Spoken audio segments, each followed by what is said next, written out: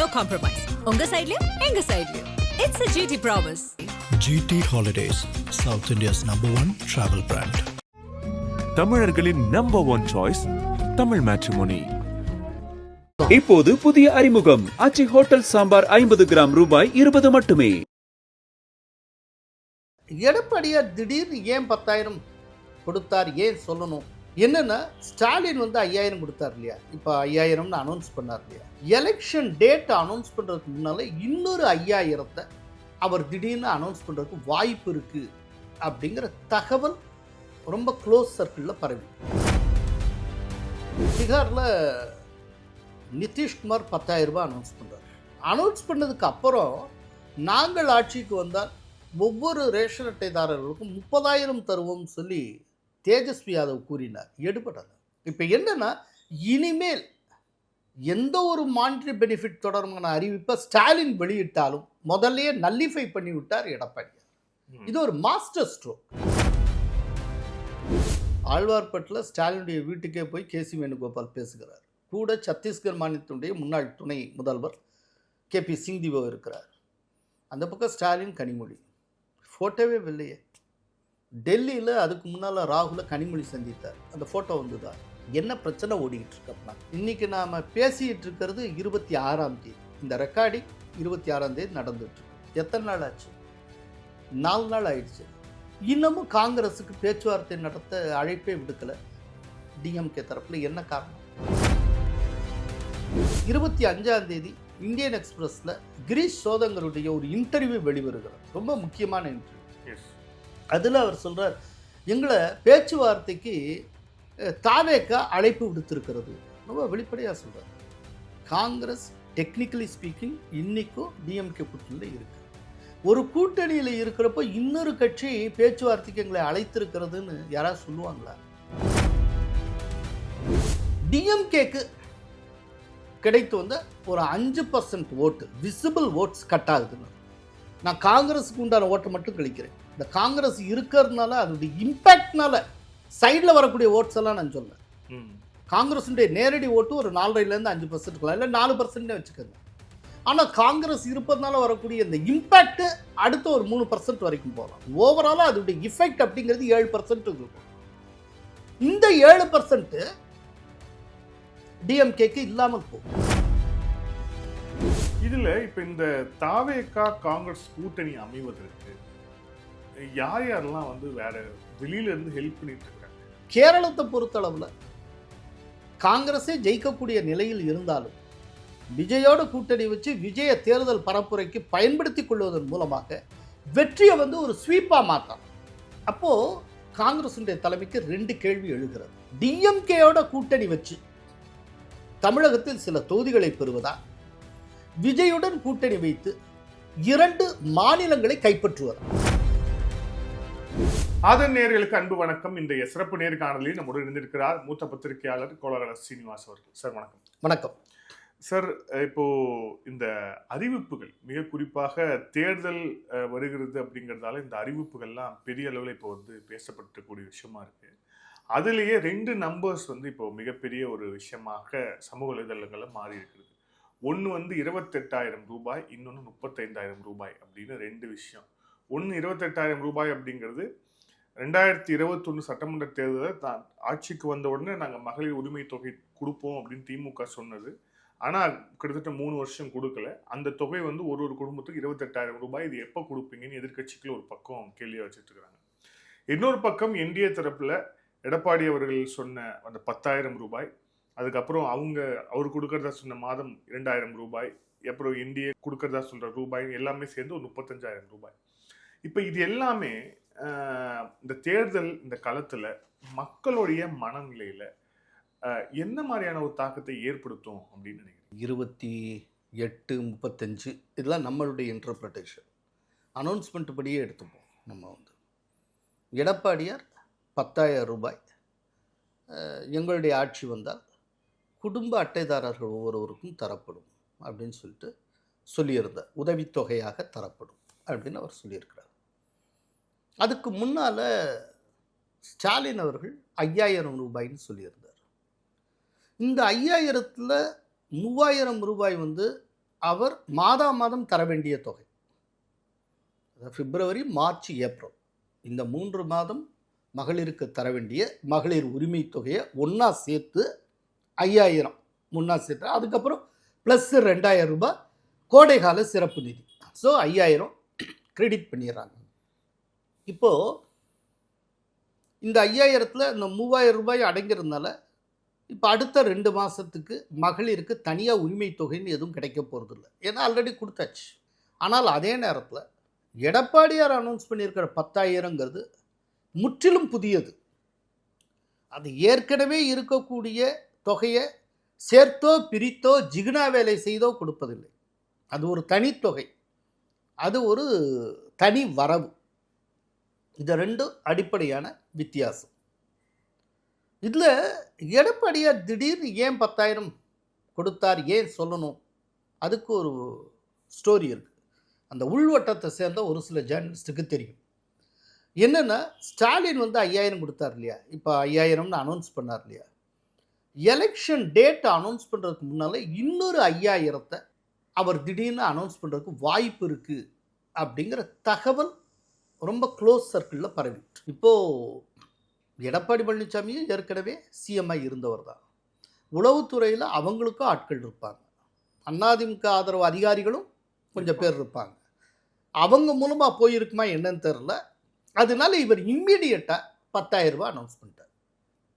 எப்போதுமே அரசியலில் முதல்ல சொல்கிறவங்க முதல்ல செய்கிறது மட்டும்தான் எடுபடும். இப்போ ஒரு சின்ன உதாரணம், பீகாரில் என்ன நடந்துன்னு பார்ப்போம். பீகாரில் நிதிஷ்குமார் 10,000 ரூபாய் அனௌன்ஸ் பண்ணுறார். அனௌன்ஸ் பண்ணதுக்கு அப்புறம் நாங்கள் ஆட்சிக்கு வந்தால் ஒவ்வொரு ரேஷன் அட்டைதாரர்களுக்கும் 30,000 தருவோம்னு சொல்லி தேஜஸ்வி யாதவ் கூறினார். எடுபடலை. இப்போ என்னென்னா, இனிமேல் எந்த ஒரு மானிட்டரி பெனிஃபிட் தொடர்பான அறிவிப்பை ஸ்டாலின் வெளியிட்டாலும் முதல்லையே நல்லிஃபை பண்ணி விட்டார் எடப்பாடி. இது ஒரு மாஸ்டர் ஸ்ட்ரோக். இனிமேல் என்னென்னா, இது ஒரு பெரிய செக்குங்க. இனிமேல் ஸ்டாலினால் ஒரு மானிட்டரி பெனிஃபிட் தொடர்பான அறிவிப்பு எதையுமே வெளியிட முடியாது. அதனால எந்த பலனும் இருக்காது. ஏன்னா ஆல்ரெடி ஃபுல்லாக ஸ்டோர் பண்ணியிருக்கிறது எடப்பாடியார். சரி, இது தமிழ்நாட்டில் எந்த அளவுக்கு எடுபடும் என்ன? ஒரு விஷயம் நம்ம எல்லாருக்கும் தெரிஞ்சது, இன்றைக்கி ஒரு தமிழ்நாட்டில் இருக்கக்கூடிய ஒவ்வொரு தொகுதியிலுமே சில பகுதிகளெலாம் வெளிப்படையாகவே மக்கள் கேட்குறாங்க, எவ்வளோ தருவீங்க, எவ்வளோ தர்றாங்களோ அவங்களுக்கு தான் ஓட்டு, எல்லாத்தையும் சேர்த்து வச்சுருக்காங்களே, கொடுத்துட்டு போக வேண்டியது தானே. இது ரொம்ப காமன் பீப்புள் சர்வசாதாரணமாக சொல்கிறத ஒரு பத்திரிகையாளர்களாக நாம் அறிந்திருக்கிறோம். அப்படிங்கிறப்போ இங்கே யார் என்ன கொடுக்குறா அப்படிங்கிறதுக்கு ஒரு வேல்யூ இருக்குது. அது ஒரு வேல்யூ இருக்குது. அந்த வேல்யூ எப்போ அப்படியே டவுன்வர்ட் ட்ரெண்டில் போகும் அப்படின்னா, அதை தொடர்ந்து கொடுக்க ஆரம்பிச்சாச்சுன்னா அது பழகிடும். அதுக்கப்புறம் என்றைக்காவது ஒரு தடவை நீங்கள் கொடுக்காமல் நிறுத்தினீங்கன்னா, எங்களுக்கு கொடுத்துட்டு இருந்தால் ஏன் நிறுத்தினீங்கன்னு போராட்டம் நடத்த ஆரம்பிப்பாங்க. அதை ஃபஸ்ட்டு டைம் கிடைக்கிற வரைக்கும் அதுக்கு ஒரு மரியாதை இருக்கும். அதுக்கப்புறம் அதுவே தொடருது அப்படின்னா, இப்போது மகளிர் உரிமை தொகையை அனௌன்ஸ் பண்ண உடனேயே அதுக்கு ஒரு பெரிய அட்ராக்ஷன் இருந்திருக்கும். அதுக்கப்புறம் இது மாதம் அது டெபாசிட் ஆகுது அப்படின்னா, அது அரசாங்கத்துடைய கடமைங்கிற மாதிரி புரிஞ்சுட்டு போயிடுவாங்க. அதுக்கப்புறம் ஒவ்வொரு மாதமும் அதுக்கு ஒரு ட்ராக்ஷன் இருக்காது. போன மாதம் பொங்கலை கொடுத்தாங்க, அது அந்த அளவுக்கு அவ்வளோதான் இருக்கும். அப்படிங்கிறப்போ எடப்பாடியாருடையது ஒரு புதிய அனௌன்ஸ்மெண்ட். ஸ்டாலின் கொடுத்துருக்கிறதுல 3000 ரூபாய் பழசு, ஏற்கனவே இருக்கிறத மொத்தமாக சேர்த்துருக்காரு 2000 ரூபாய் மட்டும்தான். அப்படின்னா இப்போ கொடுத்ததுன்னு அடிப்படையில் பார்க்குறப்போ 2000 வெர்சஸ் 10,000ல அப்போ எது கை வாங்கி இருக்கு? அப்படின்னா இது எந்த அளவுக்கு என்டிஏவுக்கு, எந்த அளவுக்கு அதிமுகவுக்கு பலன் தரக்கூடியதாக இருக்குங்கிறத பாருங்க. குறிப்பாக இது ரூரல் ஏரியாவில் ஒரு பெரிய அளவில் ஒரு பெரிய வீச்சை கொண்டு வரும். நான் எதிர்பார்க்குறேன் என்னென்னா, இப்போ எஸ்ஐஆர் மூலமாக அந்த வாக்காளர் பட்டியலில் இடம்பெற தகுதியற்றவர்கள் அத்தனை பேருமே நீக்கப்பட்டு விட்டார்கள். இன்றைக்கி எஸ்ஐஆரில் என்ன இருக்கோ, வாக்காளர் பட்டியல் இறுதி இதுவும் அனௌன்ஸ் பண்ணிட்டாங்க, அது என்ன இருக்கோ அவங்க அத்தனை பேரும் வாக்காளர்கள். அப்படிங்கிறப்போ போன தடவை மாதிரி போலிங் நடந்தாலே ஹையஸ்ட் போலிங்காக இருக்கும். இப்போ இந்த 10,000 வேறு இருக்குது. இன்னும் அடுத்த 2 மாதம் என்டிஏ சார்பில் இந்த 10,000த்தை ரொம்ப முக்கியமான விஷயமா பரப்புரையில் சொல்லிகிட்டே போவாங்க. அப்படிங்கிறப்போ கிராமப்புறங்களில் மிகப்பெரிய அளவில் போலிங் நடக்கும்னு நான் நினைக்கிறேன். அதோடு மட்டும் இல்லை, கிராமப்புறங்களில் எங்களுடைய சர்வே படி தாவேகாவுக்கு எந்த ட்ராக்ஷனும் இல்லை. நல்லா நினைவில் வச்சுக்கணும்.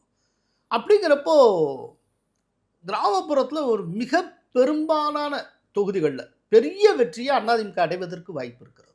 நீங்கள் இன்றைக்கி டிஎம்கே கவர்மெண்ட்டுக்கு எதிரான ஒரு அதிருப்தி தமிழ்நாடு முழுக்க இருக்குது. இந்த அதிருப்தியில் கூட ஒரு டிஃப்ரெண்ட் லெவல் இருக்குது.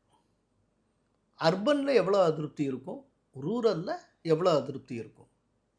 ஏன்னா சில பேர் என்கிட்டே கேள்வி வைப்பாங்க, இப்போ அதிருப்தி ஓட்டுனா விஜயும் ரொம்ப தீவிரமாக டிஎம்கே எதிர்த்து களமாடுறாரு, அப்படின்னா அந்த அதிருப்தி ஓட்டு ஃபுல்லாக விஜய்க்கு போயிடுச்சுன்னா அப்படின்னு சொல்லுவாங்க.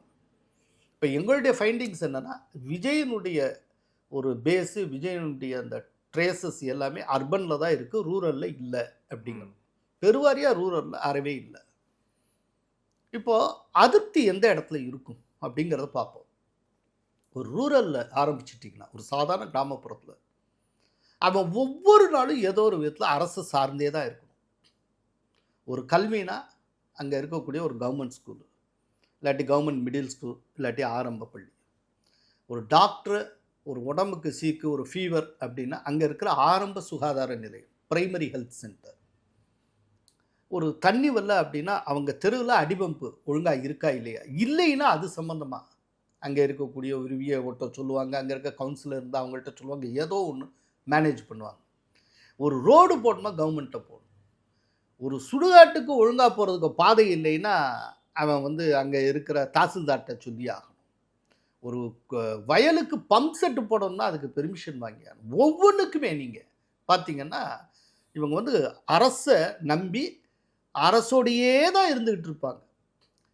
அரசுக்கும் ஒரு கிராமத்து மக்களுக்கும் இடையில ஒரு இடையறாத தொடர்பு உண்டு. இந்த மாதிரி கிராமத்தில் இருக்கிறவங்கள பெரும்பாலானவருடைய ப்ரொஃபஷனுங்கிறதே அக்ரிகல்ச்சர். இப்போ அவங்களுக்கு கொடுத்த கடன் இருக்கும், அந்த கடனை நீக்கணும், கடனை தள்ளுபடி செய்யணும் அப்படின்னா அரசாங்கத்திட்ட தான் அவங்க கோரிக்கை விடுக்க முடியும். இது ஃபுல்லாக. ஸோ அரசுக்கும் கிராமத்தில் இருக்கக்கூடிய வாக்காளர்களுக்கும் இடையிலான அந்த டிபெண்டன்சி, சார்ந்திருக்கும் தன்மை ரொம்ப அதிகம். அதுக்கேற்றபடி ஒரு அரசாங்கத்து மீதான அதிருப்தி அப்படிங்கிறது கிராமங்களில் ரொம்ப அதிகமாக இருக்கும், எப்போதுமே ஹெவியாக இருக்கும். இதே நகரத்தை எடுத்துக்கோங்க. இங்கே இருக்கிறவங்க ஒரு ப்ரைவேட் ஸ்கூலில் தான் போடுவான், கவர்மெண்ட் ஸ்கூல் பக்கமே போக போகிறது இல்லை. ஒரு டாக்டர் அப்படின்னா பக்கத்தில் இருக்க கிளினிக்கில் காட்டுவான், இல்லாட்டி ஒரு ஹாஸ்பிட்டலுக்கு போயிடுவான். அந்த மாதிரியாக இருக்கும். ஒரு கடனோ எல்லாம் அவன் பார்த்துப்பான், அவன் இஎம்ஐ கட்டுவான், இதை அவன் கவர்மெண்ட்டை போய் மனு போட்டுக்கிட்டு இருக்க மாட்டான். ஸோ ஒரு அர்பன் ஏரியாவில் அரசை சார்ந்து இருக்கக்கூடிய தன்மை ரொம்ப குறைவு. அதுக்கேற்றபடி அரசின் மீதான அதிருப்தியும் இங்கே குறைவாக இருக்கும். ரைட்டா? இதை முதல்ல நம்ம அடிப்படையை புரிஞ்சுக்கணும். அப்படிங்கிறப்போ அரசின் மீதான அதிருப்தியை விஜய் அறுவடை செய்வார்னா அவர் அர்பனில் மட்டும்தான், அவர் ட்ரேசஸுக்கு அர்பனில் மட்டும்தான் அறுவடை செய்ய முடியும். ஆனால் அர்பனில் இருக்கக்கூடிய அதிருப்தியின் அளவு குறைவு. ஓகே, புரியுதா? அதனால அதிருப்தி ஓட்டுகளை பெருவாரியாக பெறக்கூடிய கட்சியாக ஏடிஎம்கே இருக்கும், இல்லாட்டி என்டிஏ இருக்கும். கூட்டணின்னு பார்த்தா அதிமுக கூட்டணின்னு சொல்லிடலாம், அதுதான் இருக்கும். அப்படிங்கிறப்போ இந்த 10,000 பேக்கேஜ் இருக்கு பாருங்க, அது ஒரு பெரிய உந்து சக்தியாக இருக்கு. ஒரு ஜம்ப் பண்ணினால் இந்த பாயிண்ட்டை தொற்றலாம் அப்படிங்கிற இடத்துல இந்த ஒரு 10,000ங்கிறது இன்னும் கொஞ்சம் தூக்கி விடும். அதனால இந்த கிராம பகுதிகளில் ஸ்வீப் பண்ணுறதுக்கு இந்த 10,000 அனௌன்ஸ்மெண்ட்டு பெரிய உதவியாக இருக்கும். அதனால தான் நான் சொல்கிறேன், எடப்பாடியாருடைய இந்த அனௌன்ஸ்மெண்ட்டு ஒரு மாஸ்டர் ஸ்ட்ரோக் அப்படிங்கிறேன். இப்போ அடுத்த கட்டமாக தேர்தல் விஷயங்கள்லாம் பார்க்கறதுக்கு முன்னாடி நம்ம ஏற்கனவே போன காணொலியில் பேசின அந்த விஷயம் இப்போ வரைக்கும் தொடர்ந்து கொண்டு இருக்கிறது திமுக காங்கிரஸ் கூட்டணி. நீங்களும் நிறைய காணொலிகள் அது தொடர்பாக போட்டுட்ருக்கீங்க. திமுக காங்கிரஸ் கூட்டணி ஆக்சுவலாக என்ன தான் ஆகும்? ஏன்னா இப்போ எந்த அளவுக்கு போயிடுச்சு அப்படின்னா, இப்போ உங்களுடைய காணொலியில் தான் பார்த்தோம், 100 கோயில்களில் நீங்கள் சேர்மேன் எங்களுக்கு வேணுங்கிற அளவுக்கு போயிட்டாங்க. முன்னாடி மேயர் சொன்னாங்க, அதுக்கப்புறம் கூட்டுறவு சங்கத்தில் எங்களுக்கு இத்தனை உறுப்பினர்கள், இப்போ கோயில் இருக்கும் போயிடுச்சு. இது இன்னும் எவ்வளோ போகும் தெரியல. காங்கிரஸ் உண்மையிலேயே செய்து கொடுக்க முடியாத டிமாண்டை வைக்கிறாங்களா? என்ன நடக்குது? இப்போது ஒன்று, முதல்ல ஆட்சி அதிகாரத்தில் பங்குன்னாங்க காங்கிரஸ், மாணிக் தாக்கூர்லேருந்து எல்லாம் இதையே சொல்லியிருந்தாங்க. இப்போ அதை எப்படி கொஞ்சம் உல்டா பண்ணுறாங்கன்னா, ஏன்னா அவரை சிஎம் வந்து இந்தியா டுடே கான்க்ளேவில் பேசுகிறப்போ இந்த அதிகாரத்தில் பங்கு என்பது தமிழகத்துக்கு ஒத்து வராது அப்படின்னு சொன்னதுக்கப்புறம் இப்போ அவங்க எப்படி சொல்கிறாங்கன்னா, உள்ளாட்சி அதிகாரத்தில் பங்கு அப்படின்னு கொண்டு வராங்க. உள்ளாட்சி அதிகாரத்தில் எங்களுக்கு பங்கு வேணும். இப்போ மொத்தம் இருக்கிற மாநகராட்சியில் 5 மேயர் போஸ்டாவது எங்களுக்கு கொடு, உள்ளாட்சி தேர்தலில் 20% இடங்களை எங்களுக்கு கொடுக்கணும். அதே போல் நகராட்சியில் தமிழகத்தில் இருக்கிற இத்தனை நகராட்சியினுடைய தலைவர் பொறுப்பு, முனிசிபாலிட்டி சேர்மன், அந்த பொறுப்பு எங்களுக்கு வேணும். தமிழ்நாட்டில் இத்தனை கோயில்கள் இருக்குது, அதில் பெரிய கோயில்கள் பல கோயில், இது இன்க்ளூடிங் திருவல்லிக்கேணி பார்த்தசாரதி டெம்பிள்லேருந்து இந்த மாதிரி கோயில்களில் அறங்காவலர் குழு தலைவர் பதவியை எங்களுக்கு கொடு. இதெல்லாம் எதிர்பார்க்கல ஸ்டாலின். இது வந்து எப்படி என்ன டோனில் முன்வைக்கப்படுது அப்படின்னா, ப்ரீ கண்டிஷன் மாதிரி, முன் நிபந்தனை போல முன்வைக்கப்படுகிறது. கொடுத்தால் வரும். எஸ், இல்லை என்ன அப்படி அந்த வார்த்தையை சொல்லலை, ஆனால் இந்த முன் நிபந்தனை வச்சுருக்காங்க. இப்போ இல்லை அண்டர் கரண்டாவோட கூட டோன் என்னன்னு பார்ப்போம். டிஎம்கே கூட்டணி தலைமை டிஎம்கே தலைமை தான், திமுக தான் அந்த கூட்டணிக்கு தலைவர். இதில் முன் நிபந்தனைன்னு விதிச்சா திமுக விதிக்க முடியும். ஆனால் திமுக கூட்டணியில் இருக்கக்கூடிய ஒரு உள்ளடங்கிய கட்சி ஒன்று திமுகவுக்கு முன் நிபந்தனை விதிக்கிறது. அதுவும் டிஎம்கே ஏற்க முடியாத முன் நிபந்தனைகளாக இருக்கிறது. இது ஏற்க முடியாது, இதை வந்து ஸ்டாலின் ஏற்க மாட்டார் என்று தெரிந்தே அவர்கள் வைக்கிறார்கள். அப்படின்னா என்ன அர்த்தம்? டிஎம்கே விட்டு வெளியில் போகிறதுக்கான கிரவுண்டை அவங்க கிரியேட் பண்ணிக்கிட்டு இருக்காங்கன்னு அர்த்தம். Proper reasons. இப்போது முதல்ல இந்த ராகுல் காந்தி கொடுத்த கடிதம் பற்றின செய்தி வந்தது, அதாவது கேசி வேணுகோபால் மூலமாக. அந்த செய்தி வந்தப்போ இது வந்து ராகுல் காந்தி வருத்தம் தெரிவித்து இந்த கடிதத்தை எழுதினார் அப்படிங்கிற மாதிரி ஒரு செய்தி பரவிட்டு, அப்புறம் இது தவறாக இந்த செய்தி பரவிட்டு இருக்குங்கிறத நல்லிஃபை பண்ணுறதுக்கு காங்கிரஸ் சோர்ஸ்லேருந்தே கொஞ்சம் தகவல்களை லீக் பண்ணாங்க. அதில் இந்த மாதிரி கேட்டிருக்கோம், அந்த மாதிரி கேட்டிருக்கோம், யார் சொன்னான்னு தெரியாது, ஆனால் கொஞ்சமாக அப்படியே வெளியில் வந்தது. ரைட்டா? அப்படின்னா இதனுடைய பொருள் என்ன? நாங்கள் டிஎம்கேயை டிக்டேட் பண்ணுறோம், டிஎம்கேக்கு நாங்கள் முன் நிபந்தனைகளை வைத்திருக்கிறோம் அப்படின்னு அர்த்தம். அப்படின்னா இவங்க வெளியில் வர்றதுக்கான ஒரு கிரவுண்டை கிரியேட் பண்ணிகிட்டு இருக்காங்க. இது வந்து ரொம்ப தெளிவாக தெரிகிறது. நீங்கள் பாருங்கள், சில ஆச்சரியமான விஷயம். ஆழ்வார்பேட்டில் ஸ்டாலினுடைய வீட்டுக்கே போய் கேசி வேணுகோபால் பேசுகிறார். கூட சத்தீஸ்கர் மாநிலத்தினுடைய முன்னாள் துணை முதல்வர் கேபி சிங்திவோ இருக்கிறார். அந்த பக்கம் ஸ்டாலின், கனிமொழி. ஃபோட்டோவே இல்லையே, பேசின ஃபோட்டோ ஏன் வரல? டெல்லியில் அதுக்கு முன்னால் ராகுலை கனிமொழி சந்தித்தார், அந்த ஃபோட்டோ வந்துதா? சரி, ஊட்டிக்கு வந்திருந்த ராகுல் அங்கு ராசாவை சந்தித்ததாக சொன்னார்கள், அந்த ஃபோட்டோ வந்துதா? ஏன் வரல? என்ன பிரச்சனை ஓடிக்கிட்டு இருக்கு அப்படின்னா? ஸோ ரொம்ப ஒரு கசப்பான நிலையில் ஒரு உச்சகட்டத்தை எட்டி இருக்கிறது. 22ஆம் தேதி கேசி வேணுகோபால் ஸ்டாலினை சந்தித்தார்னு நினைக்கிறேன். இன்னைக்கு நாம் பேசிகிட்டு இருக்கிறது 26ஆம் தேதி. இந்த ரெக்கார்டிங் 26ஆம் தேதி நடந்துகிட்ருக்கு. எத்தனை நாள் ஆச்சு? 4 நாள் ஆயிடுச்சு. இன்னமும் காங்கிரஸுக்கு பேச்சுவார்த்தை நடத்த அழைப்பே விடுக்கலை டிஎம்கே தரப்பில். என்ன காரணம்? சரி, இதே டயத்தில் 25ஆம் தேதி இந்தியன் எக்ஸ்பிரஸில் கிரீஷ் சோதங்கருடைய ஒரு இன்டர்வியூ வெளிவருகிறது, ரொம்ப முக்கியமான இன்டர்வியூ. அதில் அவர் சொல்கிறார், எங்களை பேச்சுவார்த்தைக்கு தாவேகா அழைப்பு விடுத்திருக்கிறது. ரொம்ப வெளிப்படையாக சொல்கிறார். காங்கிரஸ் டெக்னிக்கலி ஸ்பீக்கிங் இன்றைக்கும் டிஎம்கே கூட்டணியில் இருக்குது. ஒரு கூட்டணியில் இருக்கிறப்போ இன்னொரு கட்சி பேச்சுவார்த்தைக்கு எங்களை அழைத்திருக்கிறதுன்னு யாராவது சொல்லுவாங்களா? அப்படின்னா அவர் என்ன சொல்ல வருகிறார்? அதில் ரொம்ப வெளிப்படையாக ஒரு விஷயத்தை அவர் சொல்கிறார். நாங்கள் முன்னாலேயே பேச்சுவார்த்தையை முடிச்சிடணும், முடிச்சுட்டு தேர்தல் சம்மந்தமாக ஒர்க் பண்ணுறதுக்கு ஒரு 75 days அது இருக்கும்னு நினைக்கிறோம். ஆனால் இன்னும் இழுத்துக்கிட்டே போகிறாங்க, அப்புறம் ஒர்க் பண்ணுறதுக்கு எங்கே டைம் இருக்கும்?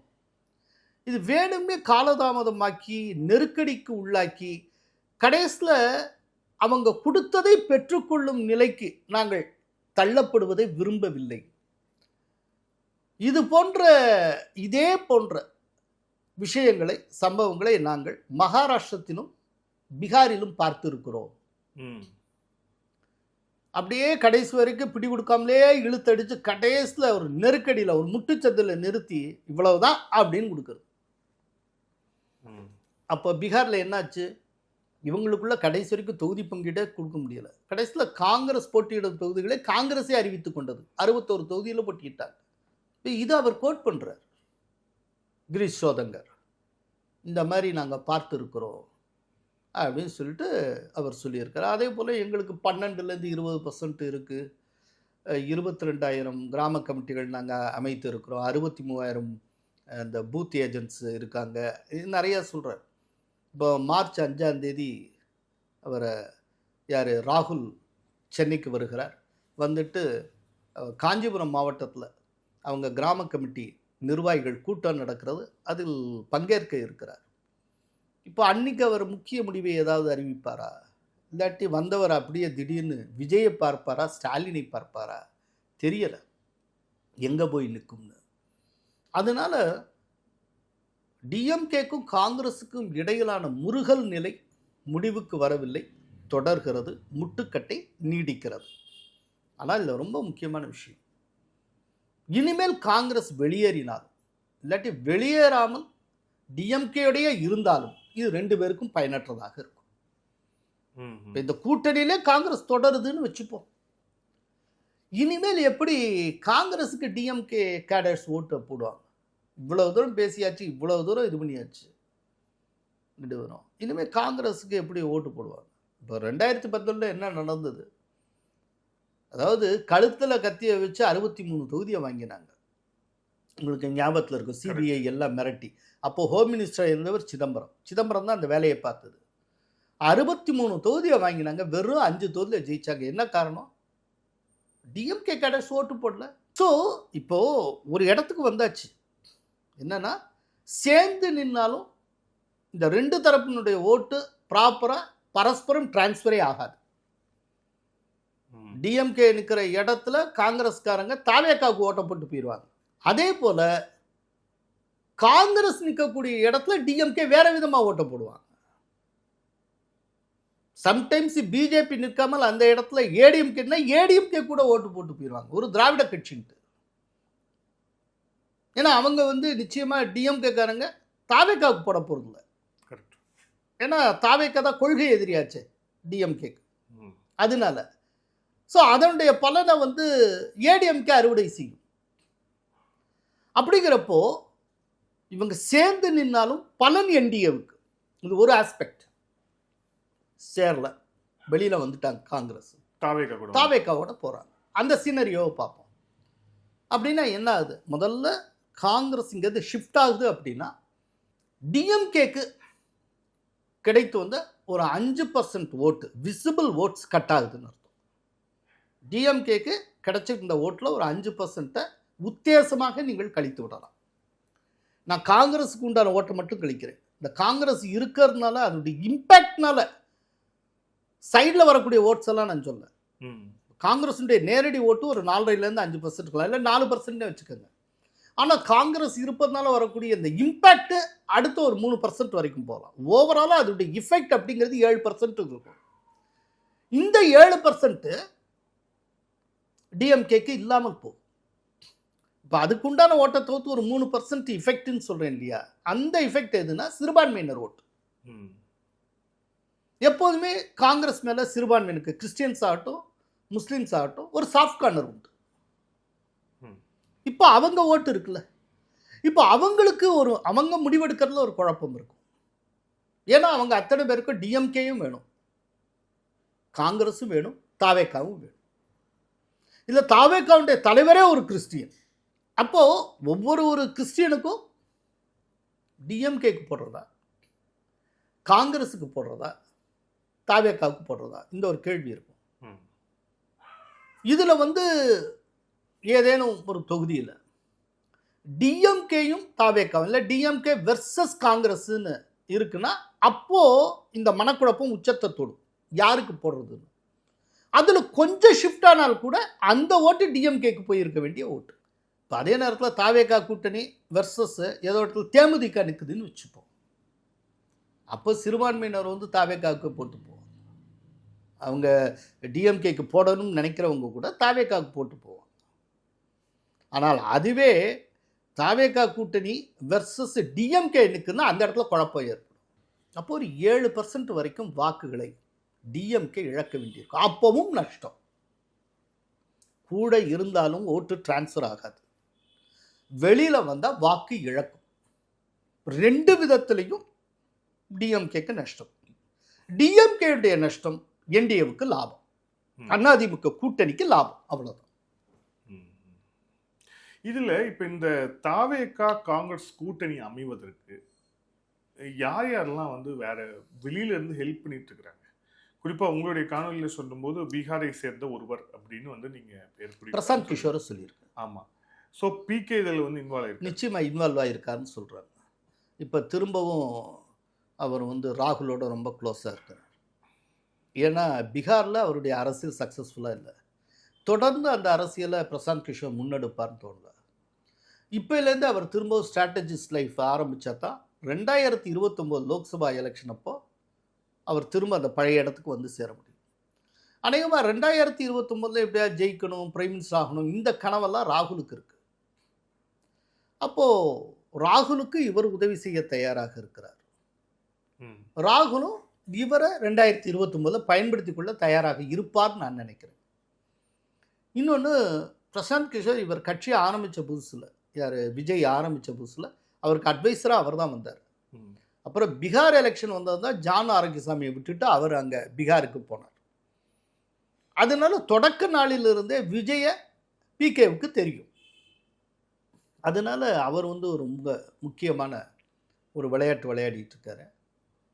இது எல்லாம் தாண்டி இந்த டிஎம்கேக்கும் காங்கிரஸுக்கும் இடையில இருக்கிற ஃப்ரிக்ஷனுக்குடைய அடிப்படை காரணமே, முதல் காரணம் ராகுல் தான்.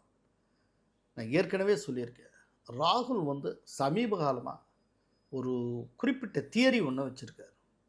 அந்த தியரி என்ன அப்படின்னா, அதிக தொகுதிகளில் வெல்லுவதை காட்டிலும் அதிக தொகுதிகளில் போட்டியிடுவதே முக்கியம் அப்படின்னு அவர் ஒன்று வச்சுருக்கார். என்னென்னா, எப்படினாலும் தொடர்ந்து தோற்றுக்கிட்டு தான் இருக்கும். திடீர்னு தமிழ்நாட்டிலையோ இல்லாட்டி பீகார்லேயோ யூபிலேயோ ஒன்றும் பெருசாக ஜெயிச்சு கொடியை கட்டிட போகிறதில்ல. அப்படிங்கிறப்போ இந்த மாதிரியான ஸ்டேட்ஸில் நம்ம பெருவாரியாக போடுறதன் மூலம், போட்டியிடுவதன் மூலம் காங்கிரஸில் தொடர்ந்து வாய்ப்பு மறுக்கப்பட்டு வருகிறவர்களுக்கு எம்எல்ஏவாகவோ இல்லாட்டி எம்பியாகவோ போட்டியிடுவதற்கு சீட்டு வழங்கலாம். அப்போ அவங்க ஒர்க் பண்ணுவாங்க, ஒரு உற்சாகம் கிடைக்கும். இந்த உற்சாகம் காங்கிரஸுக்கு ஒரு நீண்டகால பலனை தரும். இப்போது இவர் வந்து சீமான் இருக்கார். சீமான் வந்து தொடர்ந்து தனித்து போட்டியிடுகிறார். ஆனால் 234 தொகுதியிலையும் போட்டியிடுகிறார். என்ன காரணம்? தோப்போம்னு நல்லா தெரியும். ஆனால் தேர்தலில் போட்டியிடுவது என்பது அவருடைய கொள்கையும் அவருடைய மெசேஜையும் கொண்டு போய் சேர்ப்பதற்கான கருவியாக அவர் பயன்படுத்துகிறார். தேர்தலுக்கு தேர்தல் நாம் நம்முடைய மெசேஜை மக்கள்கிட்ட கொண்டு வரும், அதற்கான கருவியாக தேர்தலை பயன்படுத்தி கொள்வது. அதனால தேர்தல் தரக்கூடிய வாய்ப்புகளை பயன்படுத்தி கொள்ள வேண்டும். எந்த தேர்தலையும் மிஸ் பண்ணக்கூடாது, எல்லாத்துலேயும் நிற்கிறது. தோத்தலும் பரவாயில்ல, ஏன்னா ஜெயிக்கணுங்கிறது அவருடைய கனவு இல்லை. கரெக்ட். அவங்க சித்தாந்தத்தையும் அவங்க மெசேஜும் கொண்டு போய் சேர்க்கணும், அதற்கு தேர்தல் ஒரு கருவி. இப்போ அந்த இடத்துக்கு ராகுல் வந்து சேர்ந்திருக்கிறார். அதாவது காங்கிரஸ் எந்திருக்காதுன்னு தெரிஞ்ச ஸ்டேட்ஸில் ஃபுல்லாக இதை அவர் நடைமுறைப்படுத்தி இருக்கிறார். ஒரு சின்ன உதாரணம், இப்போ ரொம்ப ரீசெண்டாக வெஸ்ட் பெங்காலில் நாங்கள் மார்க்சிஸ்ட் கம்யூனிஸ்ட் கட்சியுடன் கூட்டணி அமைக்கப் போவதில்லைன்னு சொல்லி காங்கிரஸ் அறிவித்திருக்கிறது. ஏன்? வெஸ்ட் பெங்காலில் இன்றைக்கி காங்கிரஸே கிடையாது, துடைத்தொழிக்கப்பட்டு விட்டது. இப்போ அங்கே திரும்ப மறுநிர்மாணம் செய்யணும்னா வெஸ்ட் பெங்காலில் இருக்க அத்தனை தொகுதிகளிலும் போட்டியிடும். காங்கிரஸுக்கு வாய்ப்பு கொடுப்போம். இப்போ ஒரு குறிப்பிட்ட தொகுதியில் வெறும் 1000 பேர் தான் காங்கிரஸ்காரன் இருக்கானா, அதில் ஒருத்தனை செலக்ட் பண்ணி அவரை வந்து கேண்டிடேட் ஆக்குவோம். அவன் ஏதோ பாடுபடுவான், அவனால முடிஞ்ச வரைக்கும். அவனால ஒரு காங்கிரஸுடைய மெசேஜ் போகுது, ராகுலுடைய செய்தி போகிறது. காங்கிரஸுக்கு இன்னைக்கு வெஸ்ட் பெங்காலில் எனக்கு சீட்டு கொடுன்னு கேட்டால் எவ்வளோ கொடுப்பாங்க? ஒருவேளை மார்க்சிஸ்ட் கம்யூனிஸ்ட் கட்சிகிட்ட கேட்டால் அள்ளி கொடுக்கலாம், ஏன்னா அதுவும் காங்கிரஸ் லெவலில் தான் இன்னைக்கு இருக்கு. அதே நேரத்தில் திரிணாமுல் காங்கிரஸோட அவங்க அலையன்ஸ் வைக்க முடியாது. அப்போ அவங்க என்ன நினைக்கிறாங்க, இந்த மாதிரியான அடிமட்டத்தில் கீழே தரமட்டத்தில் இருக்கக்கூடிய ஸ்டேட்ஸில் ஃபுல்லாக போட்டிடுவோம். அப்போ எதிர்காலத்தில் காங்கிரஸ் வளருவதற்கு அதுவே உரமாக அமையும்.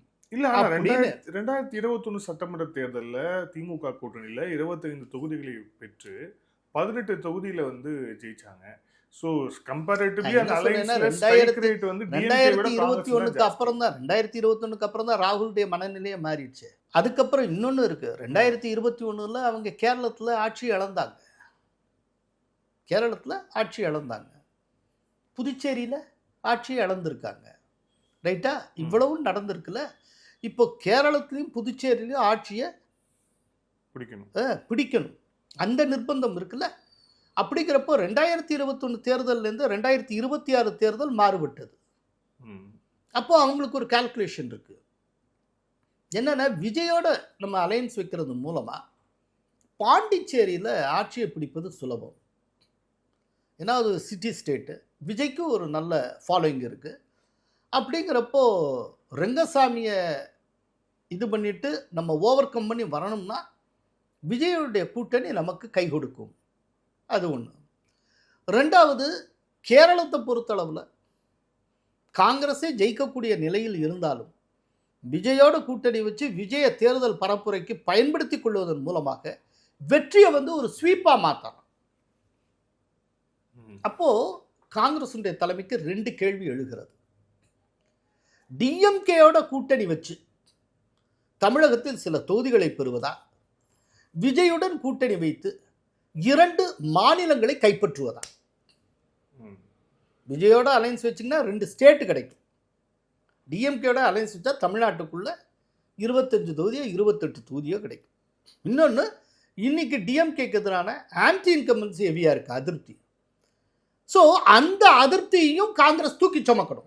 அது வேற இருக்கு. இந்த பாயிண்ட் ஆக்சுவலி யாருமே பேசல, இதுவும் பேசணும்னு. டிஎம்கேக்கு எதிரான இந்த ஆன்டி இன்கம்பன்சி அதுவும் ஒரு முக்கியமான ஃபேக்டரா காங்கிரஸ் வந்து டிஎம்கே கூட இருக்கலாம். நிச்சயமா.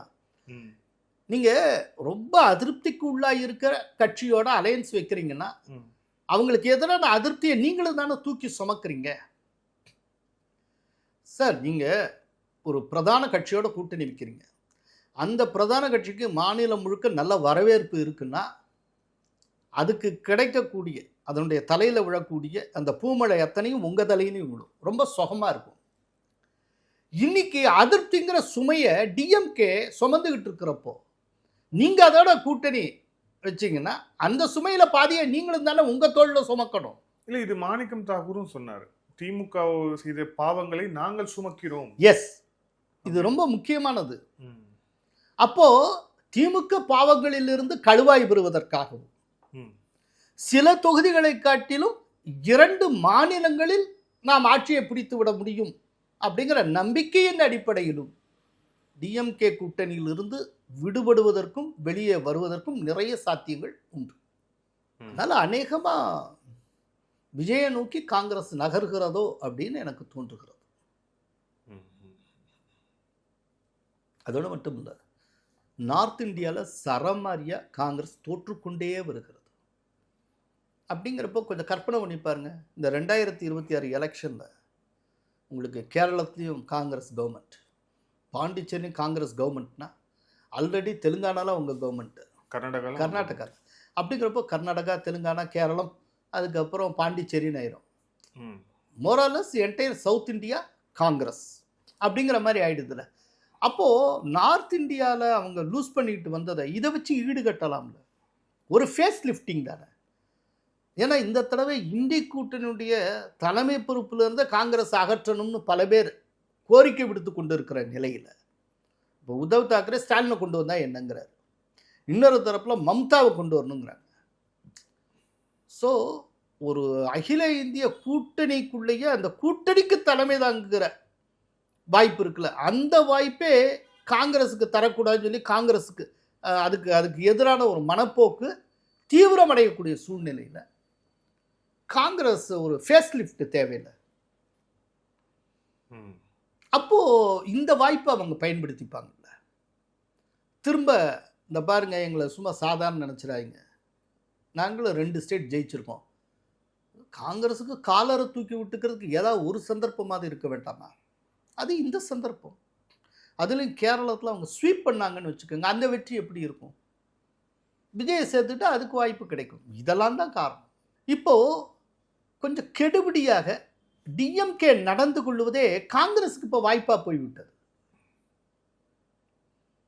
அவங்க இப்போ வெளியில் வர்றதுக்கு அதுவே ஒரு ரீசன்.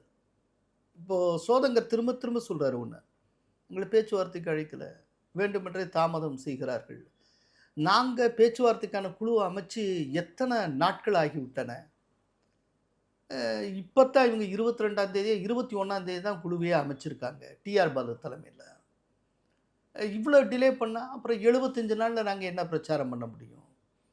இப்படி அந்த டிஎம்கேயோட பாராமுகம், அவங்களுடைய அந்த ஒரு பிக் பிரதர் ஆட்டிடியூடு, இப்போ இதெல்லாமே ஒன் பை ஒன்னாக காங்கிரஸ் அப்படியே காரணமாக மாற்றி கொண்டு வருகிறது. இப்படி மாற்றிட்டு போகிறதுனுடைய ஒரு கல்மினேஷன் உச்சகட்டம் தான் ராகுல் காந்தி ஸ்டாலினுக்கு எழுதிய கடிதம். இதெல்லாம் அவங்க வெளியில் போகிறதுக்கான ஒரு கிரவுண்டை கிரியேட் பண்ணிட்டு இருக்காங்க, காரணங்களை உருவாக்கி கொண்டு வருகிறார்கள். அநேகமாக மார்ச் 5ஆம் தேதி திட்டவட்டமாக ஒரு முடிவு தெரியும் நான் நினைக்கிறேன். நன்றி சார். பல்வேறு கேள்வி. Thank you sir. Thank you so much. நன்றி.